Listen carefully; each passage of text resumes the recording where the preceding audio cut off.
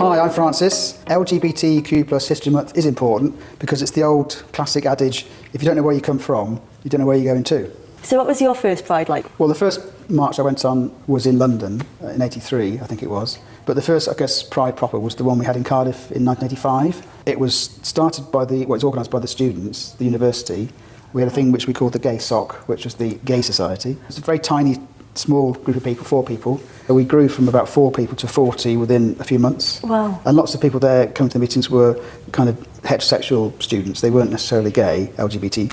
Some were, but so we managed to grow that organisation. And then Tim, one meeting, I think in the spring, said, I think we should have a gay pride march in Cardiff. Tim was very charismatic, very good at getting people to do things they perhaps wouldn't normally do. So we organised this march, got permission from the police, the local authority, and then we tried to get people to come along, which was quite a struggle, to be honest. Was it? How was it such a struggle?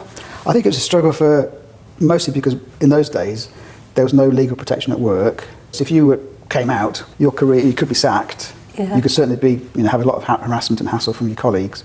So most people didn't really want to come out and be seen publicly. I was worried about the numbers because I'd be one of the ones who'd been trying to organise it and get people to come along. And we had no idea. We could have been 10, it could have been 1,000. So when the people turned up, they were about 70 people, shall we say. So I was quite anxious, probably too anxious about that and busy with the march to worry about we might get beaten up, we might get bottles thrown at us. Because a friend of mine had been on a march in London in the late 70s and they did have bottles and bricks thrown at them. We set off from Park Place and we were quite in high spirits really, we were chanting. But when we got to Queen Street, it was the busy shopping centre and that's when it's like sharp intake of breath, now we're going to get to where all the shoppers are. But we kept on marching and chanting, but there were a few people who gave us some, I'd say, dirty looks. Some people would go, what is this? Oh, they're a bit surprised and shocked. Apparently there were a few, I didn't hear any myself, but a few comments about, you should be put in prison. So there were a few comments, so I think it's about 15 minutes. And then we all went to the pub to relax. So I suppose there wasn't the big festival now that there is, so like after you'd finished the march, you'd just kind of go your own ways, was it? Or? I think a gang of us went to the King's Cross, which is the gay pub, partly to relax and that was our little party, I suppose. But there wasn't a festival in terms of bands and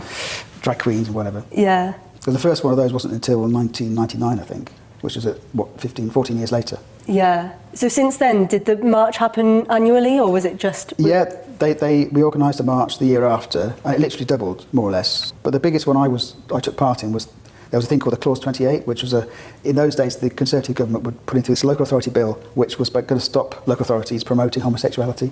So there was a lot of demonstrations throughout the UK, and there was one in Cardiff, and there were about 4,000 people, which it doesn't sound much now, but to go from like 70, 140, within a few years it was 4,000 people, which was, again, a lot of people there weren't LGBT, they were just allies really. So other students, trade unions, and really people came to help us fight this ridiculous law that they were trying to put in, or they had put in. Oh, that's quite incredible that there were so many allies. Yeah.